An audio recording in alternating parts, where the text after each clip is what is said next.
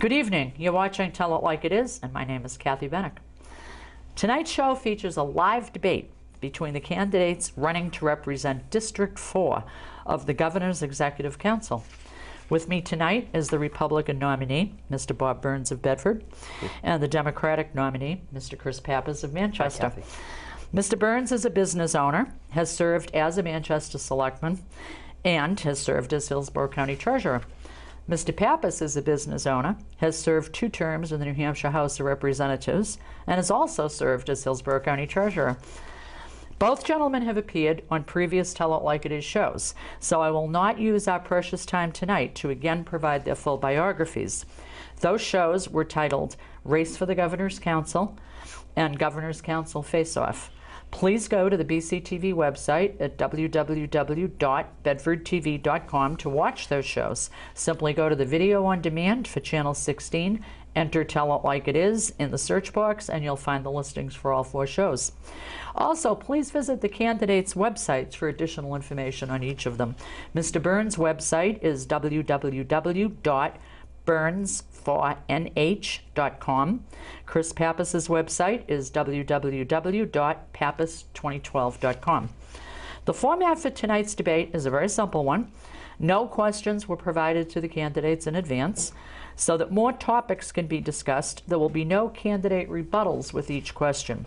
Instead, after all of the questions have been asked and answered, each candidate will be given uninterrupted time to rebut any comments made by his opponent. Both candidates will be asked the same questions and will each have 2 minutes to answer a question. A coin toss was held just before airtime to determine who would be the respondent of the first question. The winner of the coin toss then had the option to elect that his opponent instead be first.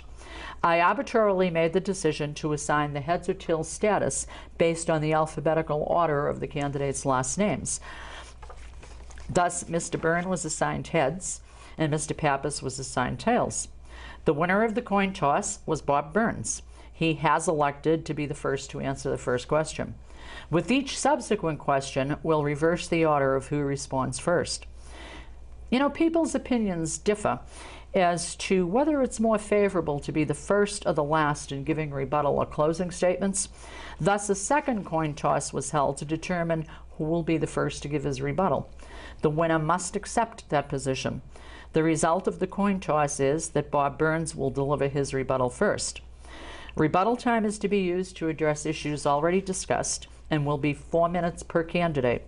We will then transition to the closing statements when each candidate will make his final comments. I'm reversing the order in which closing statements will be offered from the order of rebuttals.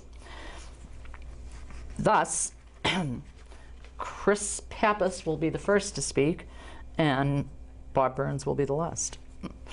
We do have a small in-studio audience tonight. I'll ask that they refrain from any speaking, audible reactions, or applause throughout the debate. And please, everybody, turn off your cell phones. So with that, gentlemen, we are ready to begin. Good luck. Thank you. All right, first question. This year, the Executive Council rejected millions of federal dollars to further study the issue of expanding commuter rail into New Hampshire. One of you supports commuter rail, the other does not. Please explain your position and tell us why your opponent's position is wrong. Sure. Thank you again, Kathy, for holding this debate and the people at home for watching. I think that saying that I oppose commuter rail is a bit of a misnomer. When you're looking at this commuter rail question, you have to split it into 2 different subjects. Number 1, commuter rail as a whole, and number 2, the study of commuter rail. This study is really another in many that we've already had in the past to see the economic feasibility of implementing commuter rail in New Hampshire, not to actually build the rail system itself. And really what this is to tell us something that we already knew. It's going to be expensive, and it's not going to pay for itself. The projections are somewhere around $300 million to build the rail through Nashua, through Manchester, and up to Concord. With very best, probably a 90-10 payment from the federal government. So that would be $30 million that the taxpayers of New Hampshire would have to burden, plus another X number of millions that's really untold to subsidize the rail. Currently, the Downeaster, which goes through Dover, New Hampshire, is subsidized at the tune of $8 million by the state of Maine. We did not need another expensive rail study to tell us something that we already knew. It's not economically feasible, and I don't believe that the whole state of New Hampshire should be burdened to pay for the rail system, where the largest benefactor would probably be the city of Nashua. So if you're living in Littleton, I just don't see why you should have to pay for that rail. Also, as far as the rail goes, not the rail study, this is just a very expensive project that I think is something that New Hampshire can't currently afford. The rail systems that we've seen throughout America don't have the ridership that they need to be profitable. And many of the people who use the rail or would use the rail to Boston are some of the wealthiest people out there. And I just think that this is somewhere that we could better use this money in programs that are being underfunded, like fixing our red line bridges. Thank you. Chris? Thank you, Kathy, and thank you for the opportunity to come here and debate. And Bob, I appreciate you being here as well. And thanks to the viewers who are out there. This is an important question and one I hear a lot about. And the economic infrastructure of southern New Hampshire is the lifeblood of our economy, and so many businesses and families depend on it to move goods and services and to move around the state as well, too. I think that this study is an important one, and I think the Executive Council is wrong in turning down the federal money that could have gone to study passenger rail. I think our leaders do best when they have all the information at their fingertips and can make well-informed decisions. Now, the business community started out this process by raising money privately, and they raised over $120,000 in the Nashua and Manchester area to support this project as something, not that we would complete tomorrow, but was an idea that could be in the long-term mix of our infrastructure choices and our transportation choices in the state. They applied for the funds, and New Hampshire was granted $3.4 million to do the study of federal money. The Executive Council voted 3-2 to turn that money down. I support the position of Councilor Wazorek, which was to accept this money and to do a thorough study of passenger rail. Now, I know that we have to have a multimodal system of transportation in New Hampshire. It's got to include a strong, vibrant airport. The airport's a $1 billion economic engine of southern New Hampshire. It's got to include good roads and bridges, and we've got to make the necessary investments, including the widening of I-93. And it's certainly got to include bus service as well. And the state just invested many millions of dollars in a transportation hub on Exit 5 that's serving the commuters of I-93 very well, too. But potentially, passenger rail could be part of the mix, and I think the reason why this study is needed is to actually do the investigation and come up with the information that would help our leaders make the right choices going forward. When you talk about infrastructure, it's essential and vital to our economy, and I think that our leaders would do well to have this study done and to make sure they can make the right choices going forward for New Hampshire. Thank you. On December 1st, New Hampshire Medicaid is scheduled to transition to a managed care system, which will have 131,000 people receiving benefits. The state has $2 trillion worth of computer contracts with 3 different agencies to manage the program, but the whole system is chaotic and rampant with problems. What must the council now do to get this whole situation under control? Chris? Thank you, Kathy, and this is an important question. We're talking about $2.3 billion of contracts. This is the largest series of contracts that the Executive Council has ever voted on. And so I think when we look at this issue and we look at the tens of thousands of folks in New Hampshire that depend on Medicaid for their health services and depend on the program to make sure they stay healthy, that they get regular checkups, and that they stay productive members of society, I think we've got to go slow and make sure the state is making the right decisions. Now, the Executive Council has already voted on 3 providers who will be a part of this program. And going forward, the Executive Council in the next term will have a lot to say about it in terms of rates, in terms of how the developmental disability community is impacted, and in terms of answering the questions from those on the ground as to how they're served by managed care of Medicaid.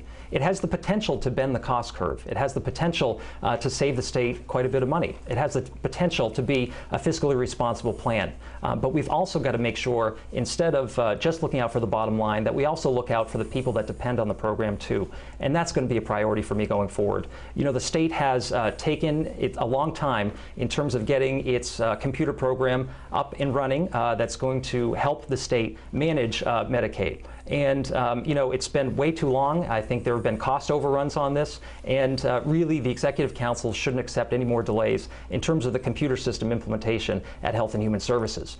We've got to make sure that system is up and running so that we can tackle issues like managed care of Medicaid. And going forward, I'm going to work with all the stakeholders to make sure that the communities are served well, that make sure that we work cooperatively to make the right decisions for the people of the state. You know, as I campaign, I think the most important issue in this campaign is setting aside the extreme agenda that we've seen and restoring balance to state government. And I think that requires team players and people who are going to work cooperatively to make sure that people are served by the decisions that are made in Concord. Thank you. Question. Oh, Bob? thank you. I was almost expecting you to ask the question again, but no, I remember. Do you need it? No, I don't. Thank you. What I'd like to talk about, particularly the managed Medicaid, and what I see as some of the biggest obstacles that we've had within the state, and particularly at Health and Human Services. My opponent brought up earlier that there has been an issue with implementing a new computer system. It was a $76 million project that was supposed to be done in approximately 2 years. We're now 7 years onto that $76 million project, and we've even recently, the Executive Council, I believe, passed allowing them another 6 or 7 million, it was in there somewhere, to actually add another part onto the billing system. Now, one of the issues going forward with managed Medicaid is just this billing system. Right now, it's not going to handle managed Medicaid, and it's not going to handle the second phase of managed Medicaid, and this is something that Health and Human Services is kind of flying by the seat of their pants right now. What I think that I offer to the Executive Council is oversight, particularly with my technical background. I work in the manufacturing industry implementing new software and equipment that manages its databases and automates equipment to make drugs safer and cheaper for the general public. I see having people in government with strong technical backgrounds as something that's needed to avoid these situations that we've had with the ACS computer system that's just, you know, run well over what anybody thought that it would. And I think that I bring kind of a unique perspective of my knowledge with particularly computers and databases and those types of systems. Thank you. Okay, next question you'll be answering first. What questions do you think that your opponent has so far failed to fully answer to the voters in Executive Council District 4? Well, that's actually a great question. We were asked in our last debate what issue would we, I'm trying to remember exactly what they said. If there was anything that we would, any sort of values or ideology or that we would concede, or you know, what points of ours would we negotiate with, and you know, I said that you know, that there was nothing about you know, what I would, I think that I've been very specific to say that you know, that there was nothing that I would concede in my personal values or ideology going forward, or there was nothing that I would you know, I just can't remember the word that I'm looking for right now is absolutely my issue right now. So I guess for the lack of the better word that I'm looking for right now is that there was nothing that, you know, nothing that I would concede on as far as my ideology and my values going forward, and that I don't think that my opponent's been very specific about the issues and things that he says that he wants to work together, and that he's not going to have any litmus tests for judges. And I said I wouldn't have a litmus test, and that was, you know, the law and the Constitution. And you know, my question is when he's looking at judicial appointmentships, you know, what types of values and ideology would he concede on? Whereas, you know, I stick to a strict constitutionalist when I look for a judge, and somebody who would obey the laws of New Hampshire and the New Hampshire Constitution.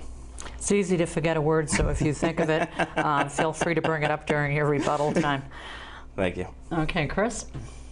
Am I supposed to respond to his question or come up with a question? No, to your question. What questions do you think that your opponent has so far failed to fully answer to the voters in Executive Council District 4? Sure. Thank you. And you know, Bob started talking by you know, addressing the issue that came up in our Chamber of Commerce debate that we had last week before the Greater Manchester Chamber of Commerce. And the questioner asked him something fairly simple and straightforward. What would you be willing to compromise on as the next member of the Executive Council? And Bob said, and this is a direct quote, "I don't think I'd compromise on anything." And I really think that is not the type of leader we need in state government right now. We've seen an extreme agenda take over state government the past couple years. It's represented some really bad priorities for our communities, and I think it's time we push back against extremism in politics, push back against an ideology that doesn't serve the best needs of the people of the state, and work together as Republicans and Democrats to try to address the long-term health, infrastructure, and economic needs of New Hampshire. There's no reason that as a state we need to be talking about politically charged social issues, that we need to be talking about issues that are going to divide us. I think we need to come to the table as members of different parties and work together for a common goal. And that should be to grow our economy, to create jobs, and to work hard to advance the interests of our communities. You know, the reason I'm running in the first place is because I looked at what was happening in Concord, and I decided that I needed to step up and push back against the extreme agenda that we've seen. I have a background in small business. I'm proud to be the fourth generation of my family to co-own and operate the Puritan Backroom Restaurant, and work tirelessly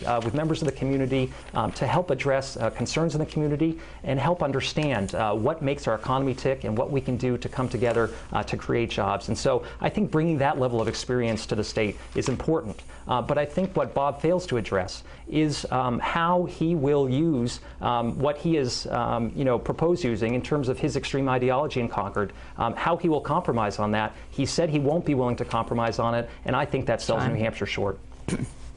Okay, Chris, you'll be up on this one. Legislation has been filed to increase the state's gasoline tax that is now 18 cents per gallon. While you cannot vote on the imposition of a tax increase, you would have a say-so on how the millions of dollars of new revenue will be spent. Should the new revenues be totally dedicated to highway, road, and bridge construction, reconstruction, and maintenance? Should some of the funds be allocated to other modes of transportation? Or should there be total diversion of the funds into the state budget? And please explain your rationale. Sure, thank you. And that's an important issue, and obviously we talked a little bit earlier about infrastructure, and I do believe that our infrastructure and maintaining our roads and bridges has got to be paramount. And this is one of the primary functions of the Executive Council. You know, the councilors get together and they set the 10-year highway plan. They vote on all the infrastructure and transportation contracts that come through state government and make sure state transportation dollars are being spent wisely on projects that will really benefit the communities of our state. And so we have several projects that are quite important in this region, including the widening of I-93, including the potential widening of Route 101 in Bedford. You know, I was on my way over here to the debate, and it took a little bit longer to get here than usual because it was rush hour and because there was a lot of traffic on 101, and it's gridlock a lot of the time. And so we've got to have counselors that are going to be looking out for the interests of communities, working with local leaders to identify projects that are important, and also working with our federal delegation to make sure that local projects have the resources they need, and that instead of a 10-year highway plan, we can make sure we get that down so that projects that are important don't have to wait. What we've seen in this state, though, is a lack of dollars quite often. There is a proposal to raise the gas tax. I don't support it, but there are people that are going to be out there talking about that, and they're talking about it as a way to directly pay for some of these projects and get them done a little bit quicker. I think that's an interesting debate. We'll let it see that play out in the legislature. But as for myself, and I've answered this in a survey question previous, I don't support an increase in the gas tax, and I would hope that our federal delegation would be able to leverage more transportation dollars for New Hampshire and look at creative solutions such as Garvey bonding for I-93 that can help get these projects completed in a timely fashion. Thank you. Bob? That's a great question. The reason it's a great question is actually my first Executive Council meeting that I went to. They were trying to take transportation funds that were received through things like the gas tax and use them in other areas in transportation. And my answer to your question is they should absolutely be used on roads, bridges, and other transportation-related issues because it is in the New Hampshire Constitution that they must. Now, the question came before the Attorney General during that Executive Council meeting that I was at, and the governor asked him, well, is this true? And the Attorney General responded to Governor Lynch that, well, we have precedent for violating the New Hampshire State Constitution in this area. So when Chris brings up that I will not compromise, he is correct. I will not compromise on the law. I will not compromise on the New Hampshire State Constitution, and I will not compromise on the United States Constitution. He continuously says things that I am a Tea Party candidate and these are extremist views. I do not consider my support for the law, the New Hampshire State Constitution, and the United States Constitution to be an extremist view. Thank you. Okay, you still have time left. Do you want to expand? No, that's all right. I think I made my point. All right, great. Okay, next question, Bob, you'll be answering first. Last month, fiscal year 2014-15, budget proposals were submitted to the governor by 47 state departments, agencies, and commissions. The University of New Hampshire system is looking for an 89% increase to restore $100 million in taxpayers' funding. If this increase winds up before you for confirmation, will you approve it? No. I just don't think it's something right now that the state of New Hampshire can afford. Unfortunately, I think that as many people, particularly in my party, I suppose, feel that the more that we subsidize these university systems and the more money that we put into allowing people to garner loans, the more expensive, in the end, these university educations become. At this point right now, I don't believe that New Hampshire can afford to spend more money on the university system, so that's something that I just wouldn't vote for. Thank you. Okay, thank you. Chris? I think good public education has to be a priority for our leaders going forward. And we've heard Ovid LaMontagne and Maggie Hassan, both our candidates for governor, talk about the need to restore some of the funding cuts that have gone to the university system. We've seen a historic cut to the university system's budget. About half of the state allocation to the university system was cut. That's the most any state has ever made to its university system. And I think that's a shame. When I talk to local business leaders, like I have been during this campaign, they tell me one thing, that in order to grow our economy, we've got to have a highly skilled workforce. In order to attract more businesses to New Hampshire, we've got to have well-skilled workers willing to fill those jobs. In order for companies to grow here and to support the economic needs of our regions, we've got to have good public universities that are giving students the skills they need to succeed in this economy. So going forward, I think our leaders would do best by supporting a strong university system. Just like I mentioned with the airport, being an economic engine. The university system is an economic engine of this state. It gives people opportunity. It gives businesses the workforce they need to grow and thrive. And I think we're very short-sighted if we cut the university system's budget. You know, I think President Clinton said it best. The state, under Bill O'Brien, cut the university system's budget while at the same time cutting the cigarette tax. So what's the message there? Learn less, smoke more? I really think that's a bad priority for New Hampshire, and that going forward, we've got to support strong universities in our state, and restoring some of that funding cut has got to be a priority, and it certainly seems like it's going to be for both Ovid LaMontagne and Maggie Hassan. Okay, thank you. Okay, Chris, you'll be first on this. This year, the council approved a $171,000 contract to study the issue of privatizing our state prisons. What questions would you need to have fully answered in order to vote to privatize our prisons? Thanks, Kathy. We have some long-term infrastructure needs with regard to our state's prison system.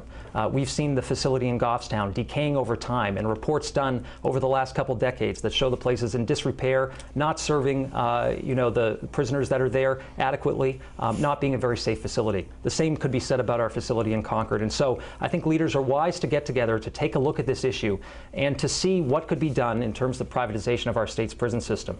I don't support the concept right now, but I think having the tools to make that decision is really a good idea for our state. Governor Lynch and the council have decided to study this a little bit more. There's a consultant that's going through the project right now, and it's looking at some of the bids and exactly what that would mean for New Hampshire, whether it be a private company coming in and building a facility, or coming in, building, and actually running a facility that houses inmates. But there are some very, very serious questions we've got to ask during this process going forward. The business model of private companies. Are they to serve a customer base, or are they to help the state achieve a reduction in recidivism?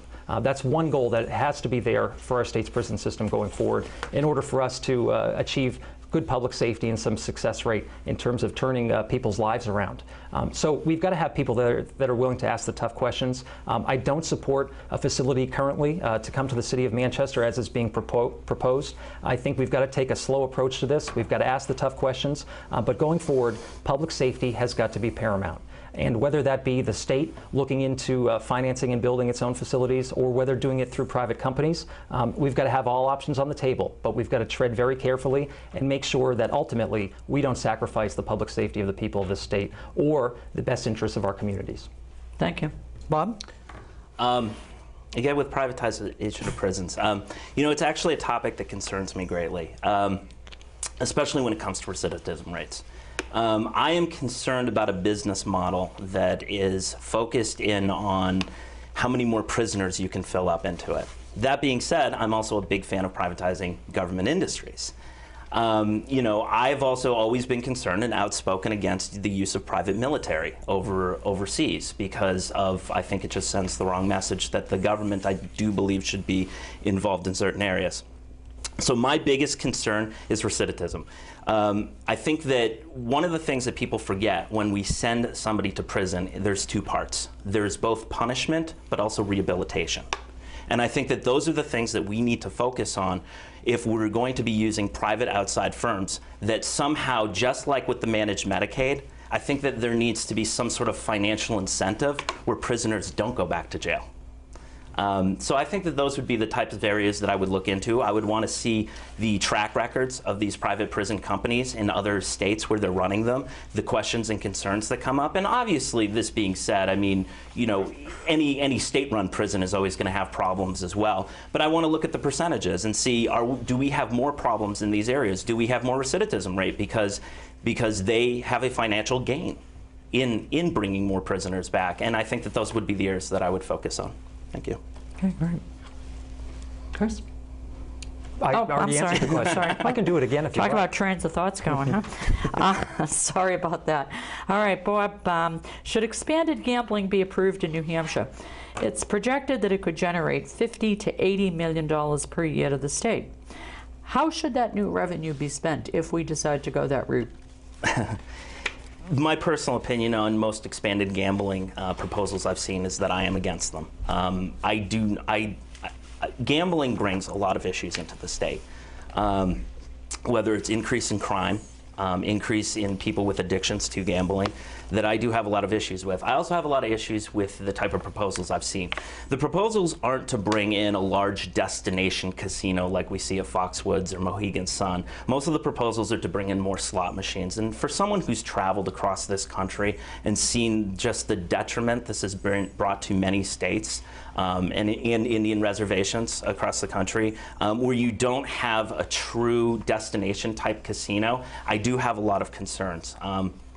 Now, the more liberty-minded politician in me wants to say, you know, gambling should be free for everybody to do. I don't like government regulation. And when we saw recently, a few years ago, when the gambling lobbyists came in and shut down all the charity poker games, some of these poker games were being held at VFWs. I know one of the charity poker games that got shut down was a charity for people living with HIV in the Keene area. And when the large casino lobbyists came in and they pushed these little charity poker games out, that sort of thing made me angry. And for the most part, I am not a big fan of the casino lobbyists. How should the money be used? Well, I think honestly, if we were to be taking in one of these sin-type taxes of gambling, I would, I guess actually, I think that the gambling money should be used to offset current tax rates. I think that that would probably be the best area. Okay. Thank you. Chris? Thanks, Kathy. And this is certainly a hot-button topic that a lot of people are talking about in this campaign, and certainly it has a lot of relevance to legislative and the governor's race, too. I don't know about what we need to do with expanded gambling, but I think it should be an option for our leaders that's on the table. There's a lot of revenue that's leaving New Hampshire, going to states like Connecticut, certainly is going to be going to Massachusetts once they set up their casinos. And the question we have to ask ourselves is it worth the effort to try to capture some of that revenue and generate more tourism dollars and revenue here in our state? Does that outweigh the social costs that might be associated with expanded gambling in New Hampshire? And that's something that our leaders are going to have to look long and hard at. I'm proud to serve on a commission actually in Concord right now. That's a commission that's studying business taxes. Governor Lynch appointed me to that commission, and actually proud to have his support as well in this campaign. And we're looking at what issues can state government deal with in order to create a better business climate, in order to create more economic development in New Hampshire. Certainly there's an argument to be made that expanded gaming could could bring with it some economic development. But there are other ways I think that the state can tackle this issue and make sure that our business climate is favorable. We've heard from several noted economists lately that the New Hampshire advantage and in terms of our business growth and economic growth in the long term isn't going to be guaranteed like it was in the 80s, 90s, and the better part of the last decade. That our population isn't growing as fast as it was, that our workforce isn't growing as fast as it needs to be, and that the support isn't there for public education and to create the strong, skilled workforce that we need going forward. And so we need to work together to tackle this problem. We need to bridge the divide and work together as business leaders and as state elected leaders to make sure that the focus remains on what we can do to grow the economy and create jobs. And there are lots of adjustments that could be made to the business tax structure, and we actually recommended lowering some of the rates. But there are lots of tweaks that can be made and a focus that should be put on it that can grow the economy and I think move New Hampshire forward in the right direction. Thank you. Okay, Chris, currently there is a battle going on regarding warehouse leasing for the New Hampshire Liquor Commission. Legislators are so far unable to learn what the costs of 20-year leases will be, although contracts are supposed to be awarded November the 14th. Does it make sense for the state of New Hampshire to now consider building a single large warehouse at a cost of approximately $30 million, or should we continue with expensive 20 and 25-year leases? I haven't decided on that issue, and I think it's an important one to study going forward. And as I've gone about this campaign and talked to leaders in state government, the Liquor Commission comes up quite a bit. And I think there are a lot of significant issues to deal with in terms of the Liquor Commission. I know the legislature is looking into this right now.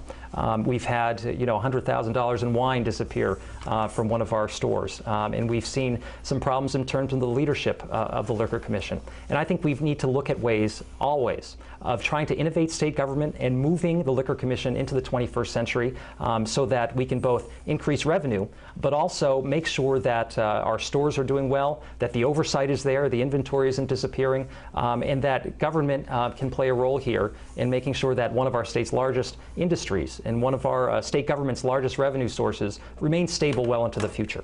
The Executive Council has significant oversight role to play in this equation. And unfortunately, it wasn't privy to a lot of the details of the missing wine and a lot of the issues that have been happening at the Liquor Commission. So I think they've got to reassert themselves and try to get more involved in this equation.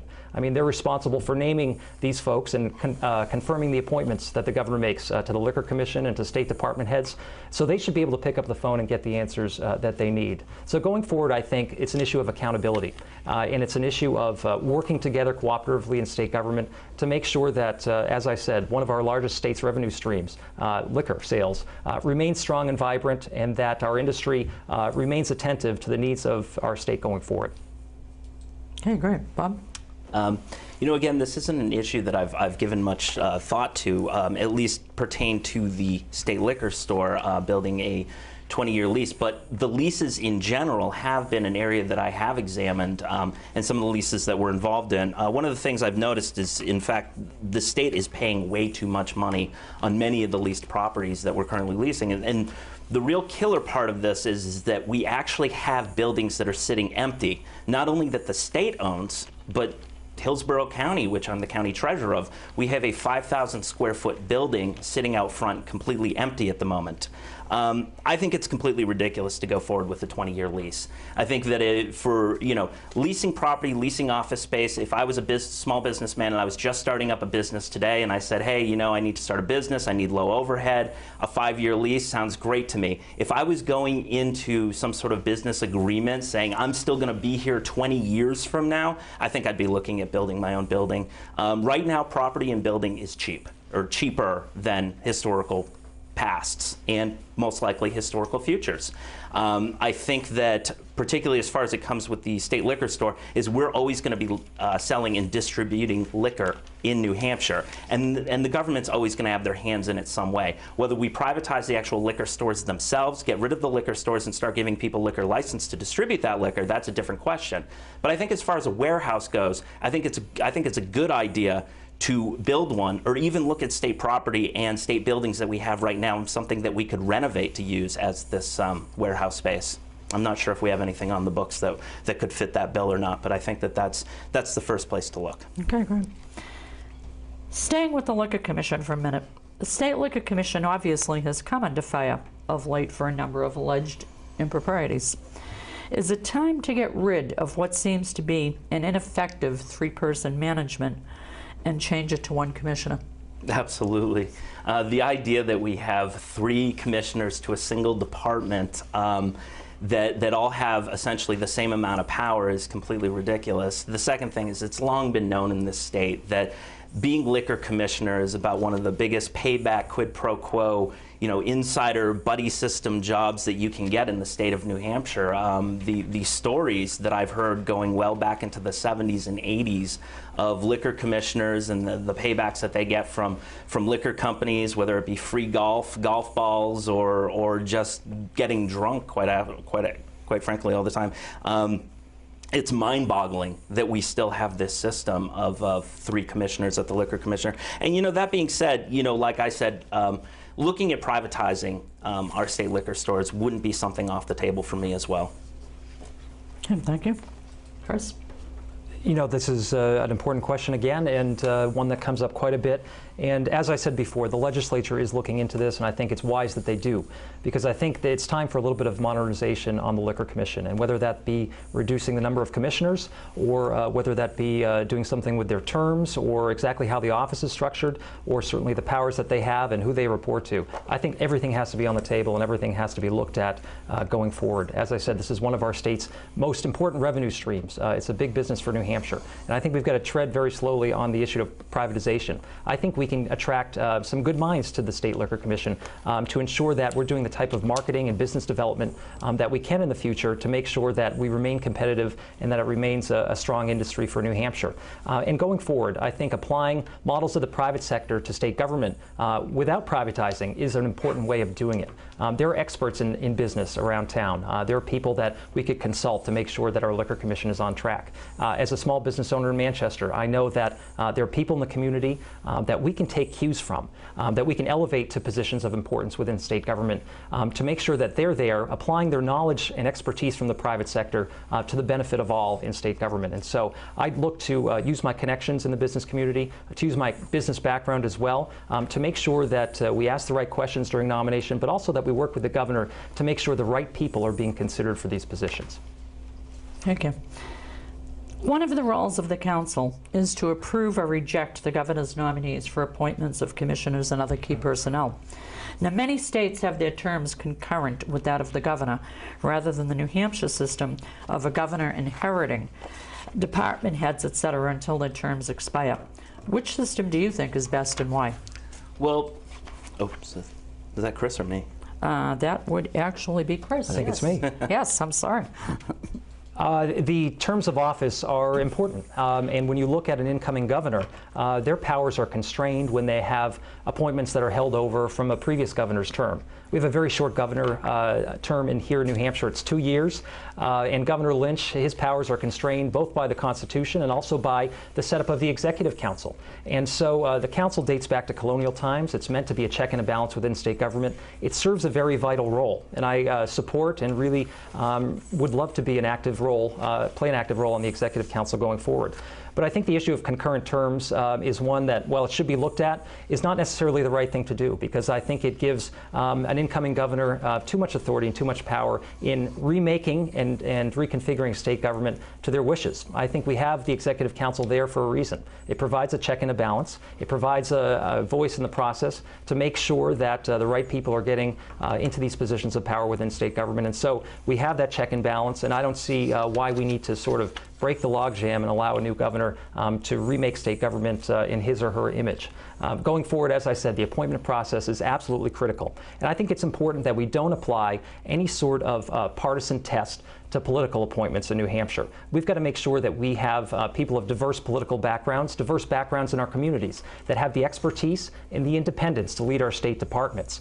You know, I'm very proud in this campaign to have the support of Democrats and Republicans alike. I have over 50 registered Republicans who are members of my Republicans for Pappas team. Also have a lot of Democrats and independents who are supporting me as well, too. Governor Lynch recently endorsed my effort, and proud to be able to build bridges and really work as a team to tackle the tough issues that lie ahead of us. And I think who we are as candidates and the types of campaigns that we run will tell a lot about who we'll be as leaders. And I plan to be a bridge builder, a problem solver, and work together with all folks to make sure we move New Hampshire forward. Bob. Thank you. I believe that Chris is correct. We have this executive council. It is a checks and balance to the governor, which is why the governor should be able to appoint those that he sees fit to be appointed when he needs them. I think that it's completely ridiculous that department heads serve for, in general, around 4 years, while a governor and executive counselor may only be there for 2. I think it's unfair for a governor to come in and try to, remake his governorship in his image to be able to lead the way that he wants to, and that he's put up with these constraints of having department heads that may not agree with his ideology or the way that he wants to go forward. Let's say whether it's the Attorney General or it's the Department of Health and Human Services. I think that it's unfair for a governor to essentially be handcuffed and put in a straitjacket and at will of department heads that he did not put into place there. But as Chris said, we have the executive council there as oversight, so that a governor just can't come in and put, let's say, all his friends or all his buddies in who might not be qualified. I think that the most important thing, other than having a diverse group of people in there, is having the most qualified people in there as department heads. And I think that the executive council is there to do that. And we even saw with John Lynch when he came in that he actually kept a few people from the previous administration and even reappointed Kelly Ayotte twice. So I think that it's, kind of unfair to say that the governor would just come in one day and just can everybody and put a whole bunch of new unqualified people in there, when we do have such a great system of checks and balances as the executive council. And we are there as leaders. We're there to consult with the governor. We're there to be oversight, to make sure that he puts the most qualified people in for the job. Okay, thank you. This one we'll have to switch to a 90-second answer in the interest of time. Many states joined together in a lawsuit to prevent the Affordable Care Act, or Obamacare, excuse me, from taking effect in their states. Our Democratic governor and our state's attorney general have all along been opposed to New Hampshire joining the lawsuit. Given the current major concern over the cost of implementation in New Hampshire and what seems to be remaining confusion over the full contents of the law, is it time to reconsider New Hampshire participating in the lawsuit? And that will be you, Bob. Sure. It's great. My opponents brought up many times that we shouldn't rush into things, and I definitely don't want to rush into Obamacare. This is something that New Hampshire simply can't afford right now. This is something that businesses can't afford right now. And I think it's been screamed at the top of the lungs across the country. We saw in the recent 2010 elections that Democrats lost overwhelmingly because people just disagree with Obamacare. And absolutely, the Attorney General should have joined in that lawsuit with the other states. Okay. 90 seconds. Well, I'm done, thank you. I thought it was 60 seconds. No, it was 90. Do you want to take a couple extra seconds? No, that's fine. No? Okay. Chris? Thank you, Kathy. And this is an important issue. Healthcare is a challenge that families in our state face, that small businesses in our state face, and certainly that our leaders are going to have to grapple with going forward.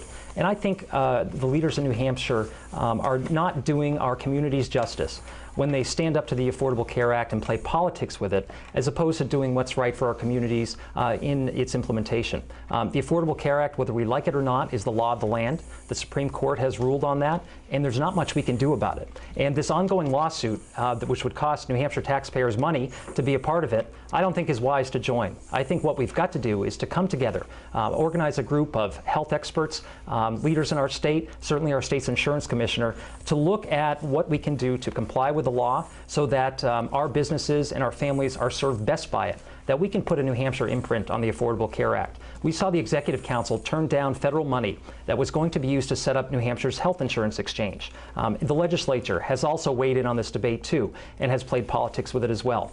Health care is such a critical issue. People depend on it for their lives, for their well-being. Small businesses are going, having trouble making sure their employees can stay on their plans. I know we go through that every year when we see double-digit increases. And so going forward and doing the same thing isn't an option. I think we've got to work within the law to create the best plan for New Hampshire, and that involves setting politics aside and working together with leaders and our insurance commissioner to do the best thing we can for our communities. Thank you. Excuse me, this is an extra question that I'm going to throw in, and simply I'll have to ask you to give a yes, no, or haven't decided answer. One of the gubernatorial candidates has already suggested that the cigarette tax that had been reduced be reinstated by 10 cents. Are you in favor of such? No. Thank you. Yes. Yes, okay, thank you. Okay, we are now ready to transition over to our rebuttals, gentlemen, to stay within our hour. So it's now time for your rebuttal statements, and you will each have 4 minutes.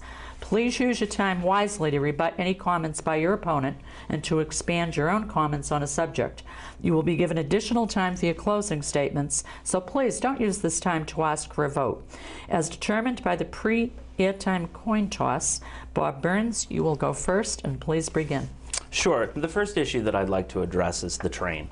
My opponent has brought up that the business community wants this train. Well, my simple answer to that is the business community should pay for that train.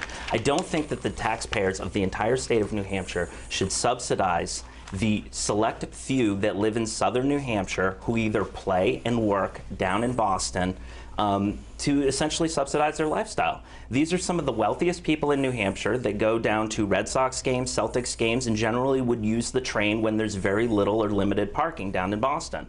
Second of all, the city of Nashua seems to be behind pushing the train the most because they have the most commuters that go down to Boston. And generally, these people make a very high income. And I just think it's unfair for the people of northern New Hampshire to subsidize wealthy people's lifestyle down here in southern New Hampshire. I would also like to address when my opponent talks about how I won't compromise and all this social ideology that I plan on bringing to the Executive Council. He's been very unspecific exactly what are all these ideologies and things that I won't compromise on. He continuously says that I won't compromise, yet never has once said one of the things that he would compromise on. The Executive Council is about leadership. It's not about compromise, and it's not about negotiation. Much of what we do, we get contracts set before us that were decided in the state budget, and it's pretty much go or no go. We vote for it or we don't vote for it. We get department heads. We find out whether they're qualified or not. We don't compromise on whether they're qualified or not. We don't say, hey, you voted for my friend over here, so I'll vote for your friend over there. You get one, I get one. So I really have to wonder what this compromise is that he speaks of. The last issue I would like to bring up is the healthcare exchanges. This is something that I definitely don't agree with, and I think that politicians across the aisle, both Republicans and Democrats, need to get real about healthcare in New Hampshire. We have some of the highest healthcare rates in the entire country in New Hampshire. We have some of the highest health insurance, and this is because we have the most medical mandates. And I don't care what the mandate is, whether it's from birth control to having your stomach stapled. This is the reason that we cannot get catastrophic health insurance, very inexpensive health insurance that young people need in the state of New Hampshire, because both Republicans and Democrats continuously fill these health care mandates that insurance companies are required to provide, whether it be chiropractic services or, like I brought up before, gastric bypass surgery. And I think Republicans and Democrats in New Hampshire really need to get together and get real about health insurance, because health insurance or healthcare costs are a huge portion of our budget. It's about half our budget goes to Medicaid and Medicaid-related costs. Thank you. Thank you. Thank you, Kathy, and thanks, Bob, and I appreciate the opportunity to be here. And I think there were a lot of issues discussed today, and glad we could have a serious discussion on the issues. And I think going forward, we've got to make sure that we have representation in Concord that's going to bring out the best in our communities, and that's going to serve the best interests of our communities well. I am running for this office to make sure I can put the people's business first. I think we've seen too much extremism in Concord the past year and a half, and I think Bob's point about compromise is a worthy one of talking about here. He said in our last debate that he is not willing to compromise on anything. And as I told you, I don't think it's good for our leaders to be holding fast to ideological positions without looking out for what's best for their communities. I'll give you an example of somewhere where I'd compromise. If I agreed with a contract and I thought a contract was a good thing to do in terms of either my politics or my outlook, I necessarily wouldn't vote for that contract if I didn't think it was in the fiscal responsibility interests of the state of New Hampshire.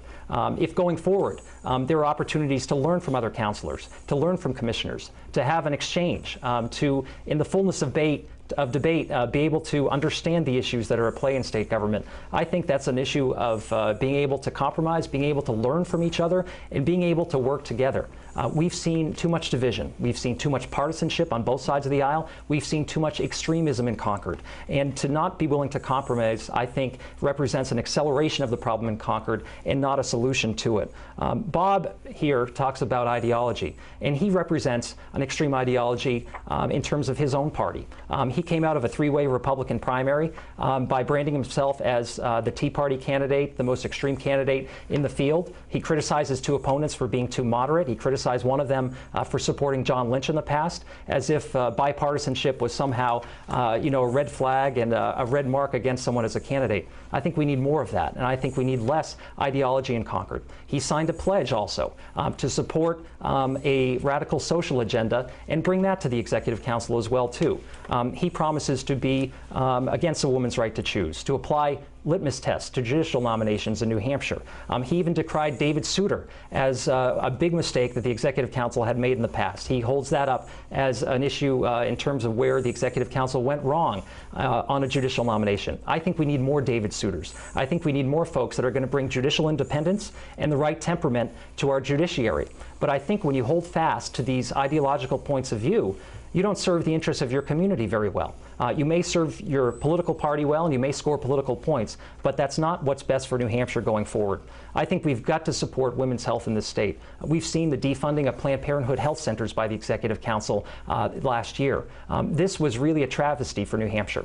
We've seen thousands of women and families go without critical care, cancer screenings, breast exams, annual exams, contraception. And for Bob to say that he wants to continue that policy of opposing the contract for Planned Parenthood, I think is the wrong step for New Hampshire. We've got to be willing to set ideology aside and politics aside and do what's best for our communities. The health interest of a critical population, the health interest of women in our state is got to be paramount. And we've got to make sure we have someone on the Executive Council who's willing to do the right thing by the state of New Hampshire, not necessarily the right thing by his or her party. So going forward, I think compromise is an important aspect to bring to state government. I think working together is an important thing to bring to the table. And that's something that I've done in this campaign. It's been a fun ride, and we've been at it for about 7 months so far. We have a lot of people who are investing a lot of time and a lot of effort in my campaign, and I'm proud to have that level of support. It comes from Republicans, Independents, and Democrats. It comes from leaders in the state, and it comes from leaders at the grassroots level. And with your support, I hope to go to Concord to work for our communities, to really stand up and reassert a sense of balance for state government. Thank you. You've both been very economical with your time, which allows me to now extend your closing statement to 2 minutes and 30 seconds each. Using the reverse order from the rebuttals, you will be first. Thank you. Thank you, Kathy, and thank you, Bob, and thank you to the BCTV audience and the folks watching from across the district on the web. This seat is critically important to the future of the state of New Hampshire. Ray Wazorek is retiring after 10 years, and I know Ray quite well from my restaurant business. He's one of our best and most favorite customers, and I talk with him a lot about politics. And his dedication to the communities and level of service for District 4, I think, is unparalleled. And so there are big shoes to fill here. And I think the next councilor has got to have his ear to the ground and has got to be working with communities and people across the district to help make a difference. And I hope to be a service-oriented executive councilor. You know, the way I run my small business is to be hands-on. You may see me any given day bussing tables or making decisions about our health insurance carrier, maybe washing a few dishes and maybe seating some parties, but also making decisions about hiring folks and about our long-term needs of the business. And so I hope to bring that level of involvement, that level of hands-on nature to the Executive Council and to work hard for the people of this district. As I've said, I've been proud to build a very strong effort in this campaign. We have support from organized labor. We have support from the business community as well. The National Federation of Independent Business has endorsed my campaign. They don't usually support Democrats, but because of my small business background and my dedication to working on small business issues in state government, they support me as well. John Lynch supports me in this campaign. Republicans and Democrats alike support me in this campaign. We've had more than 1,000 people invest and contribute to my campaign for the Executive Council. So we're getting the message out. and it's going to be a sprint to the finish here for the last 3 weeks. I really appreciate you taking the time to hear a little bit about the issues, hear a little bit about who we are, and I really look forward to meeting you over the next few weeks and to hearing from you the next 2 years. I think the next councilor is going to be deeply involved in the issues that concern families and small businesses in our state, and I hope to do that as a member of the Executive Council. So please give me a call, go to my website, pappas2012.com. I look forward to our conversations, and I look forward to bringing some balance back to state government and putting the people's business first. Thanks so much. Thank you. Bob? Thank you, Kathy. Thank you, Kathy. Thank you, Chris. Thank you to Bedford Community Television and all the people watching tonight. Thank you for hosting this debate. This is an important race, and I appreciate the viewers taking time to tune in with us tonight. You know, one thing I would like to address right off the bat is I never branded myself the Tea Party candidate. If people want to brand me then they can. I was endorsed by not a single Tea Party organization in the state of New Hampshire. The closest thing I have is the RLCNH, but they're considered as much of a Tea Party organization as the NFIB, which is backed by Karl Rove and the Koch brothers, that Chris Pappas was so happy to garner their support as well. I will bring my background in technology and the pharmaceutical manufacturing industry to Concord. I will use my past experience in business and elected office to make a positive difference. We have seen the ethics problems in the Department of Employment Security and in the Liquor Commission. Government employees entrusted with our money have stolen from us. I will be a voice for strong ethics and will be careful to vet appointments in these important state positions. I will be a fiscal watchdog. I will not be afraid to make the tough decisions, and even if it isn't popular in my own party. Unfortunately, my opponent, who has received tens of thousands of dollars from out-of-state special interests, said in an op-ed that he would get rid of our beloved live free or die motto. He said in a quote, "We should let politically charged mottos slip into the night like the old man and pick a new mantra." This shows he does not understand our state values and traditions. In the same piece, my opponent endorsed a sales and income tax, saying that New Hampshire clings to the regressive property tax because people have been brainwashed to think that an income or sales tax would take away some sort of freedom we enjoy. A sales and income tax would take away freedom in New Hampshire, and as executive counselor, I will always be looking out for families and their wallets. I have served as a selectman in Manchester, and I'm currently serving as treasurer in Hillsborough County. I have served in a nonpartisan fashion and have looked out for the best interests for the taxpayer's dollar. You have a clear choice. Chris Pappas, a Democrat attack dog who has endorsed getting rid of the live free or die motto, or me, Robert Burns, someone who will not sell out to special interest and will always be the voice for integrity and common sense in government. Thank you. 10 seconds, literally, Thank you. for a final word. Just to clarify, I do support the Live Free or Die motto in New Hampshire. I live and breathe New Hampshire. I'm born and raised here. I care deeply about the state and what it stands for. And this is typical of his campaign of division and distraction. We've got to focus on the issues. 10 seconds. It's interesting that he says that, but one of the first things he said when I won is he called me the Tea Party candidate. And his campaign. Oh. Have to do it. Sorry, no gentlemen. problem. We are live TV. Gentlemen, the debate is now over. Thank you, Bob Burns. Thank you. Thank you, Chris Pappas. Thank you, Kathy. And for your participation of this in this tonight. And best of luck to both of you as your campaigns near their end. This Tell It Like It Is show could not have happened without the advance help of my co-producer, Jerry Benuck, nor without the full participation of my director and cinematographer, Michael Currier of Castle Hill Media. Thanks for control room assistance and production by BCTV station manager, Bill Jennings, and assistant manager, Coleen Richardson. A special thanks goes to Steve Delahunty of Lightbox Clocks for his expert help tonight in providing and operating electronic timing devices. Thanks must also go to Bedford School Superintendent Tim Mays and Bedford High School for the use of the beautiful podiums that the candidates used. This debate has been taped and will be rebroadcast on a BCTV schedule and as a video on demand on BCTV website www.bedfordtv.com. Please do not forget to vote on Tuesday, November 6th. We had a host of wonderful candidates this year. It's your turn now to respond. Get out there and vote. Thank you so much for watching Tell It Like It Is this evening. And until next time, bye-bye.